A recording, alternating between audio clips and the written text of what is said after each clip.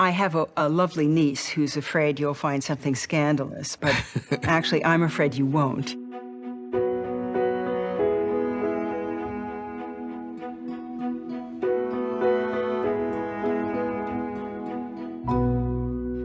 Actor Sigourney Weaver told me half-jokingly that she hoped we would find a scandal in her roots.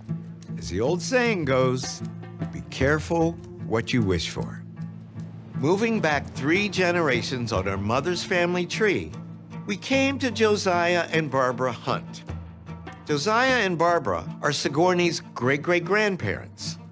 And in the 1871 census for London, we found them living under highly unusual circumstances. Josiah Hunt, head of household, 45, married, Anne, daughter 10. Notice anything strange about that listing? There are only 2 of them. There are only 2 of them. Here's your great-great-grandfather Josiah living with a daughter. I see. But where's Barbara? Where's Josiah's wife, your great-great-grandmother? I don't know. Maybe they didn't get along, or... Well, let's see. Okay. We now set off to look for Barbara, and were surprised to find her working as the housekeeper of a man named Herbert Lake, a widowed grocer, 10 years her junior. Sigourney wanted to know what exactly had happened. We discovered the answer in a letter that Barbara's husband Josiah wrote to a British divorce court, setting down the most private details of his wife's affairs.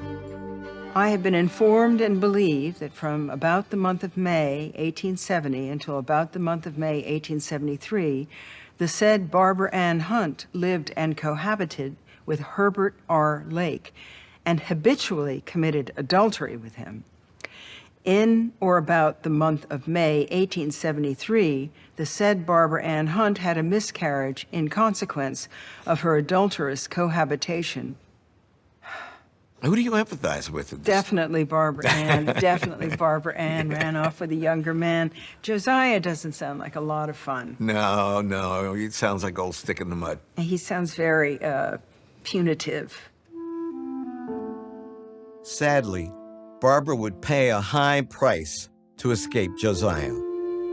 We searched for evidence of her relationship with Herbert Lake after her miscarriage, but we came up empty. Instead, we found Barbara as a patient in the records of what was then known as the Bethnal Lunatic Asylum.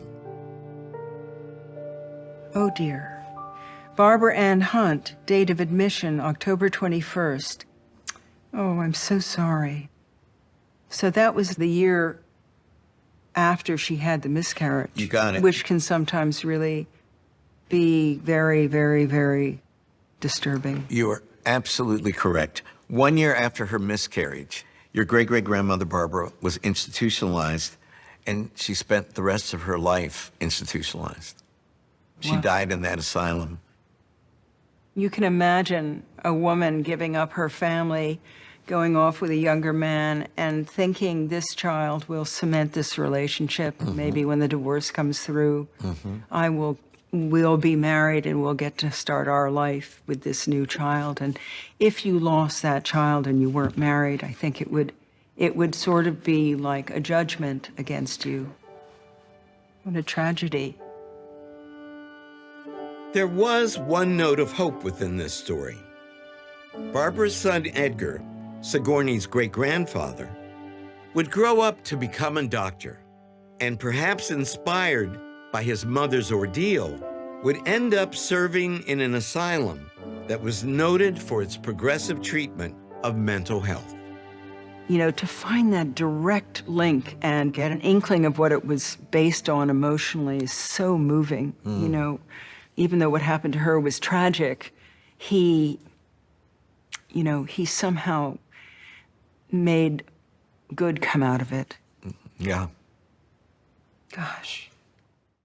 Discovering our ancestors can change our lives, helping us to understand more fully who we are, where we came from, and how we're all connected to a much larger world. To see more incredible family history stories, click here. And thank you for watching.